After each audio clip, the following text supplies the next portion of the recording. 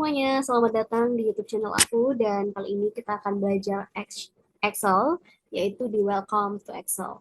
Pertama, kita bakal belajar tentang yang ini adalah sum. Jadi sum ini adalah hal dasar yang wajib kita ketahui karena formula ini sering banget digunain. Caranya tuh gampang banget teman-teman. Kita tinggal klik sama dengan, kita tulis sum, buka kurung, terus kita blok dari apple sampai lemons, dan kita tekan enter. Terus ada cara keduanya nih teman-teman. Kita tinggal ke formula, terus kita pilih auto sum, terus kita pilih sum. Nah, ini maka bakalan terblok. Jadi kita tinggal menekan enter dan jumlah dari semuanya itu adalah 140 tanpa kita ngetik-ngetik lagi function sum. Nah, cara ketiga itu kita bisa menggunakan keyboard. Caranya itu tinggal tekan ALT sama dengan, terus enter. Nah, hasilnya bakalan 220. Nah, yang ketiga itu adalah sum if. Jadi kita itu mau membuat apa ya, semacam kayak statement gitu. Jadi simpelnya kayak gini. Sama dengan sum if, buka kurung, kita blok di sini, blok dari sampai pi, terus kita koma, petik 2 lebih kecil dari 50, petik 2 tutup kurung. Kalau lebih besar ya daripada 50, maka hasilnya adalah 100. Nah, pertanyaannya adalah gimana kalau ada dua yang lebih besar dari 50? Ini kita tukar 100, terus enter, hasilnya bakal gimana? 200. Jadi, di sini tuh bakalan ngejumlahin uh, total item yang jumlahnya tuh lebih dari 100. Jadi kan di sini ada dua, makanya 200 hasilnya. Jadi itu adalah gimana caranya ngerjain pakai sum. Nah, cara kedua adalah kita bakalan lihat gimana. Ah, jadi biasanya tuh kan kalau kita pengen dapat hasilnya dari 50 tanpa 50 tuh kita tulis dulu sama dengan sum, buka kurung, kita pilih ini, enter. Nah, biasanya kalau kita nulis begini, sum lagi, buka kurung, kayak gini, itu tuh agak ribet ya teman-teman. Karena kalau datanya seperti ini kan, kita cuma sebentar doang ya bisa 1 menitan selesai. Tapi kalau datanya banyak tuh susah. Jadi caranya gampang banget. Kita simpan kursornya di sini, di angka 100. Terus kita simpan di samping sebelah kanan. Sampai kursornya berubah dari bentuk segi 4 tebal jadi plus tebal jadi plus tipis. Kita tekan, kita tekan lagi, and then udah dong. Nah, di sini juga sama. Kita langsung pakai hal bersama dengan enter. Terus kita lakukan yang sama, and then selesai. Salah. Di sini harusnya kayak gini. Add ALT sama dengan ALT sama dengan kita tambah sampai di sini. Enter. Terus kita buat seperti tadi lagi, and then selesai. Nah, ini kan bentuknya vertikal ya. Gimana kalau horizontal? Jadi kalau horizontal itu caranya adalah kita klik ALT sama dengan enter. Nah, kita tes apakah dia bisa dengan menggunakan tanda plus seperti ini aja. Oh, ternyata nggak bisa. Jadi kita harus drag secara manual. Jadi kayak gitu. And then kita lihat lagi ke bawah. Apakah masih ada yang perlu kita pelajari? Kayaknya nggak ada. Next, kita gimana caranya nge-split. Jadi gini, teman-teman biasanya dapatin orang masukin email di nama depan dan nama belakang. Terus pertanyaannya adalah gimana caranya kita ngubah menjadi ada nama depan, ada nama belakang, terus kita satukan tanpa adanya at contohsogitu.com. Nah, caranya gampang, teman-teman. Pertama kita tulis Nancy, Nancy, terus di bawahnya kita simpan kursornya di bawah, terus kita klik Ctrl E. Nah, ini bakalan menyelesaikan. Jadi semua first name-nya dari Nancy, Andi, Jane, Maria, dan selanjutnya itu bakal kayak gini. Nah, di nama kedua kita tinggal menulis nama keduanya lagi atau last name-nya, yaitu Smith. Oh my God. Terus di bawahnya ini kita tinggal Ctrl E. And then selesai. Nah, gimana caranya menyatukan dua nama ini menjadi full name? Caranya gampang banget. Kita tinggal sama dengan, kita klik Nancy, kita pilih Dan, ketik dua, spasinya dua kali, satu, dua, ketik lagi, kita klik N, kita klik Speed, Enter. Nancy Smith. Nah, untuk secara otomatis ke bawah kita tinggal klik and then selesai. Terus, oh iya teman-teman kalau penasaran tadi metode atau apa yang aku gunakan supaya dia ini mengikuti perintah dari sebelumnya itu menggunakan flash fill atau biasanya aku pakai Ctrl E supaya lebih mudah atau Ctrl plus Echo. Nah, ini lebih rumit ya teman-teman, tapi gampang kok. Gimana caranya kita misain nama ini menjadi first name, last name, company name. Nah, kalau sebelumnya kan kita tuh nulis kayak gini ya, Nancy, terus di bawahnya kita klik Ctrl E, itu bakalan secara otomatis. Tapi gimana kalau di last name, kita nulis Smith, terus Ctrl E, nah ini juga secara otomatis muncul bisa. Terus company name, kita bisa nulis Contoso, Contoso Ltd. Terus kita mencoba klik Ctrl E. Nah, ini bakalan muncul juga secara otomatis. Tapi teman-teman, kalau kita pengen lebih cepat, ternyata ada cara yang lebih cepat. Caranya adalah kita klik semua ini, blok semuanya, terus kita ke data, and kita pilih teks, nah teks kolom, terus kita delimate, next, terus kita pilih di koma, karena di sini pakai koma, kalau pakai titik kita pakai titik dan sebagainya. And then kita klik next, terus kita pilih general. Nah, di sini kita harus pilih di mana kita pengen menyimpan datanya. Aku pilih di sini, and then finish.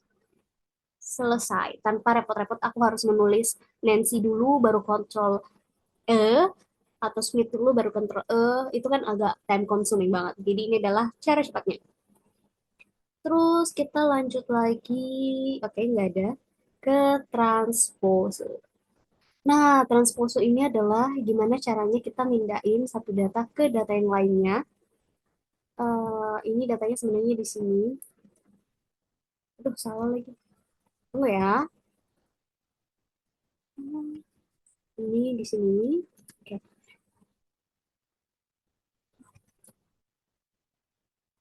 Nah, gimana caranya aku pindahin data ini ke sini? Caranya gampang banget. Kita tinggal Ctrl C, and then Ctrl V. Selesai. Itu adalah cara paling simpel. Nah, ini nih yang paling sering banget kita perlu pelajari adalah gimana caranya data yang bersifat horizontal seperti ini kita ubah menjadi vertikal seperti ini. Nah, biasanya kita tuh bakalan menyalin satu persatu dan itu bakalan lama banget. Cara gampangnya tuh adalah kita tinggal melakukan beberapa cara. Pertama, kita blok semua ini, terus kita klik sama dengan kita tulis transpose,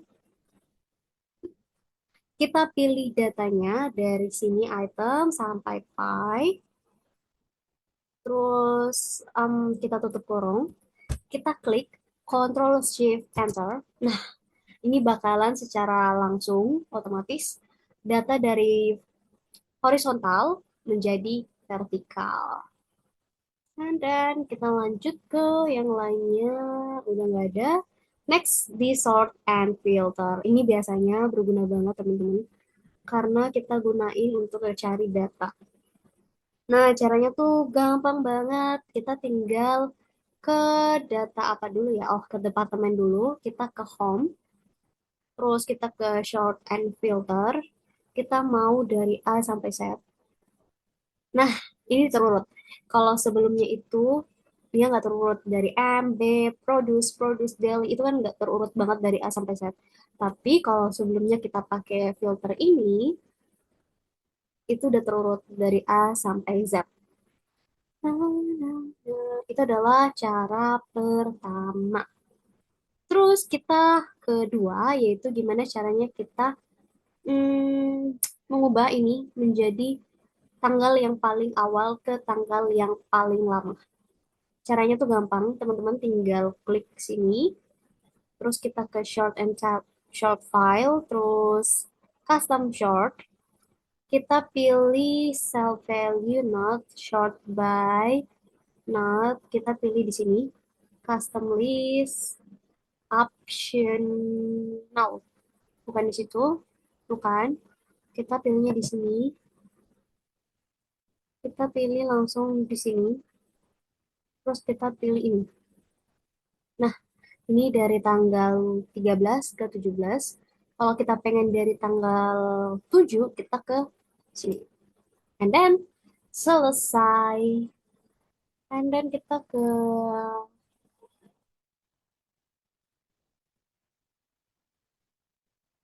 Kalau kita pengen lihat yang termahal, bisa di sini.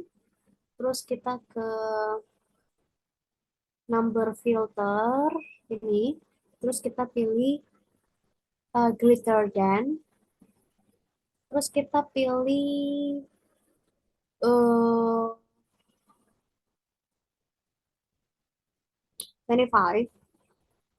Oke. And then selesai. Terus kita ke table. Ini gampang banget teman-teman. Kita tinggal tutup. Nah, ini gimana caranya buat table? Gampang. Kita tinggal blok semuanya. Terus kita ke insert. Kita ke table. And okay. That's it. Selesai. Terus cara kedua, calculate column in table. Jadi gimana caranya kita hitung? Kita pakai huruf sum. Biasanya ALT sama dengan enter. Sudah selesai.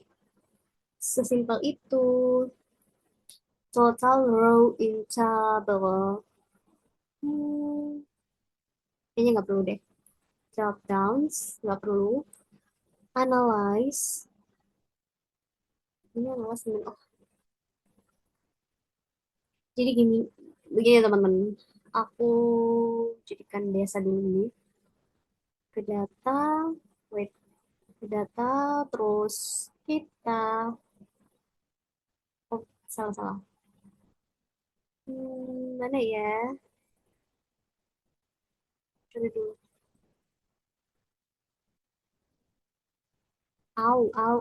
Data validation.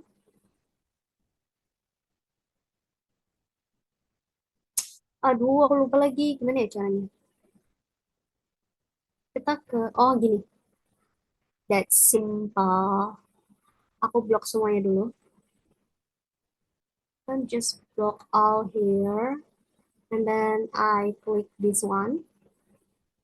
And then aku pilih data bars. Nah, kelihatan kayak gini. Jadi kita bisa langsung lihat, oh ini terbesar nih, yang terkecil yang mana? Oh, fruit. Terkecil di bulan Oktober.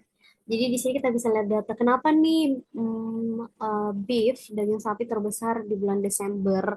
Oh, karena mungkin banyak yang merayakan Natal, jadi penjualannya lebih banyak. Pilih daging sapi. Terus gimana caranya kita buat chart?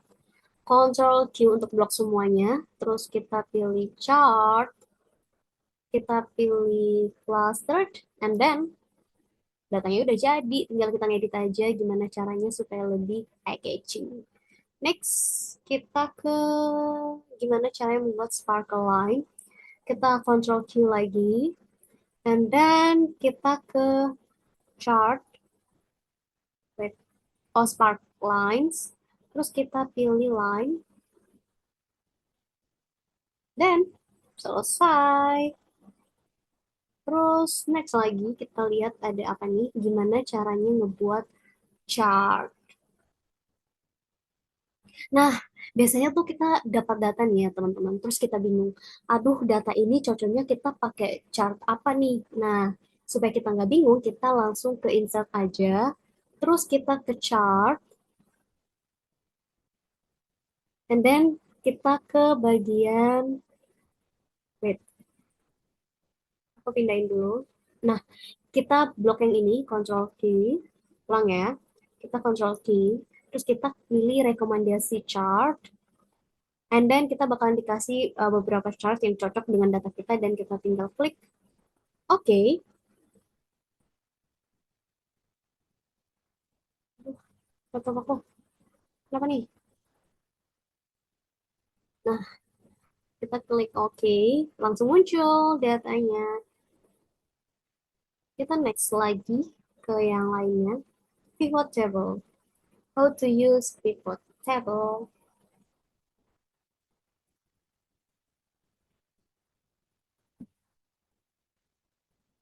Aduh, pivot table ini paling sering banget kita gunain. Jadi, simpelnya kayak gini, kita blok semuanya. Terus kita ke insert, kita pilih pivot table, and then okay. Oh my god, aku lupa. Sorry, sorry. Aku lupa. Nah, pivot table, kita blok semuanya. Terus aku ke insert, pilih pivot table. Terus sini, aku mau tetap di sini. And then okay. Oh, destination is not valid. Jadi kita harus buat yang baru ya. Oke, okay, that's okay. Aku pengen buat yang baru aja. Kita ke pivot table. We wanna go new location. Jadi bakalan ke new sheet. Terus kita pengen uh, tanggalnya ada. Aku pengen juga salesperson. No, aku nggak mau tanggal. Aku mau produk. Produknya di raw aja. Aku nggak mau ada bulannya. Ini gimana nih? Apa sih ya? Hmm, hmm, Amount, aku kasih ke value. Terus aku pengen produknya itu beer, soda, wine. Ya, kayak gini. Ini kebantu banget kita untuk melihat jumlah terjual atau siapa yang beli.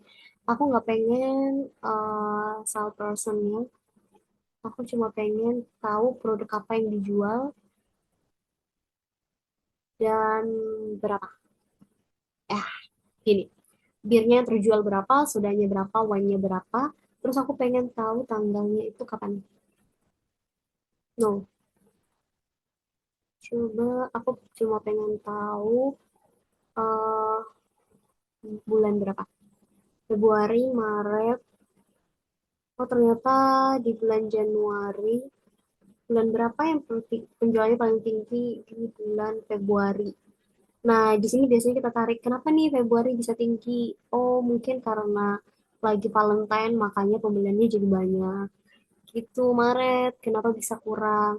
Oh, mungkin karena nggak ada salah satu event yang perlu dirayain, makanya dia kurang harga, kurang penjualannya, dan hanya wine yang terjual.